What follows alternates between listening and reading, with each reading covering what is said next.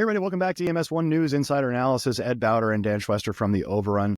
Today we are going to talk about billing, which is a very exciting EMS topic. So it turns out that, and this is a study that came out of Ohio State University, found that a law that's meant to shield New Yorkers from out-of-network ambulance bills has led to higher prices.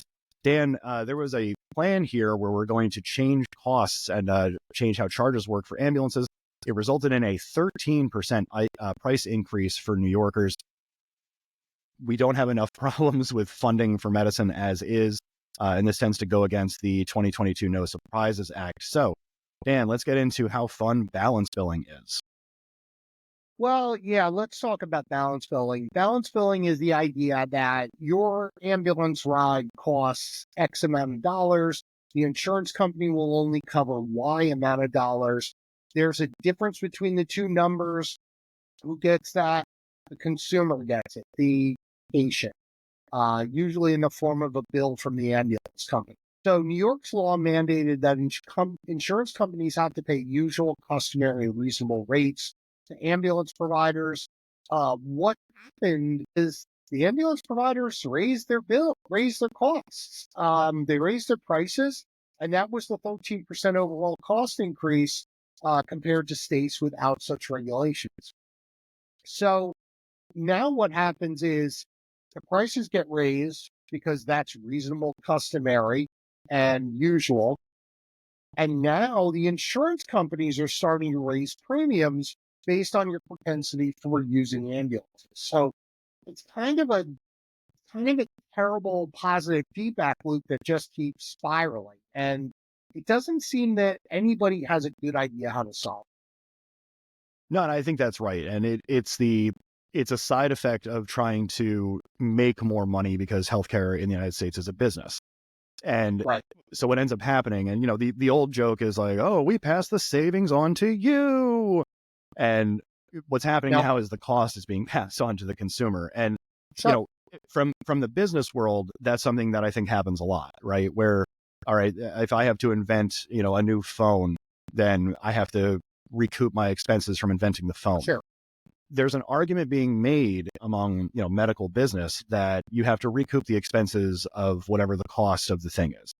And there is a part that I understand that, right? If you're outlaying funds, you have to kind of recoup them in a certain way. But I don't agree that increasing the burden on the patient is the correct way to do it. And certainly, the whole point of having insurance is so that you don't have to go into poverty if you have a medical problem. But that's not necessarily how insurance companies are handling things right now. No, not at all. And that's a problem because we're going to come to a point where you can't rob Peter to pay Paul anymore. So, right. What's the outcome?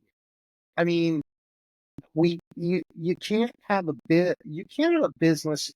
My personal feeling is, how can you have a business model for a service that you're designed to give to all people, okay, with businesses' expectation that's always going to grow, it's always going to get bigger. Right. And that doesn't bode well for the patient. That doesn't bode well for the organizations that are dealing with insurance reimbursement, because the insurance companies have to make their money, and they make money by not paying out a lot of money. That's how there's it also works. there's also cost control measures that aren't being used either, right? A company or a hospital can set rates at whatever they want, depending on where they actually are, and it also depends if they're nonprofit, for-profit, what hospital is owned by who. And there's a lot of variables to it, but what the end result is you still have these patients who are having to pay more. And what's going to end up happening is if patients have to pay more and they start gathering all this medical debt, they stop going to the doctor. And that's where the biggest problem is. That's where the increased burden on EMS lies, because people start using the emergency room and EMS as their primary care providers. And that is going to lead to decreased outcomes, and it's going to lead to worsening scenarios for EMS workers. Let us know what you guys know, or let us know what you guys think. Are your patients being balance billed? How is your actual reimbursement going? Check everything out that the Overrun does on YouTube, on Apple Podcasts and Spotify, and also check the rest of our stuff out on EMS1.com here. And for the Overrun and for EMS1 News Insider Analysis, Ed Bauter and Dan Schwester, we'll talk to you guys next. Take care.